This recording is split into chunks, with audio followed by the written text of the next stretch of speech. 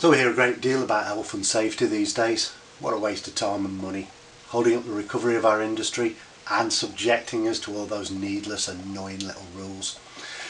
Even our own Prime Minister rides upon this populist gravy train, being very vocal about smashing that health and safety culture.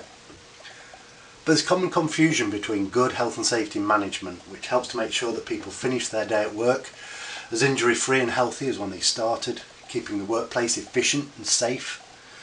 And then there's the other thing, the arse covering litigation avoidance measures put in place by the incompetent to try and avoid being sued. Different thing. But ask yourself this: if you're responsible, either directly or indirectly, for putting people to work, it might be your own employees or it might be contractors or agency staff, and somebody gets injured or killed, how well would you sleep in your bed? Would you sleep easy, content in the knowledge that you've done all you reasonably could do to prevent it? Because there's that nagging little voice that might stay with you for quite some time. If only I'd said something, if only I'd done something more. In the year 2012-2013 in the UK, 148 people were killed at work. 148 people kissed their loved ones goodbye, set off to work in the morning and never came home. This is our record. So we're quite proud of this. We've never managed to get it as low as this before. We've been improving year on year for a few years now. And it's only a very few years since we're killing well in excess of 200 people a year, year on year, every year. 200 people or so die at work. They're killed in the workplace. Happens for many, many reasons, but they all have one thing in common. They were all pretty much entirely avoidable. 175,000 injuries which prevented people getting back to work for 7 days or more.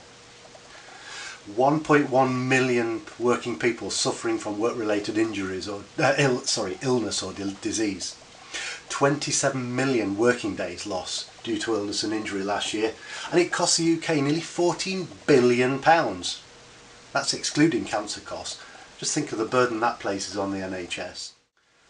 Somehow it doesn't really make the news, does it? Without a lot of hard work from an unsung group of people, it could and would be very much worse.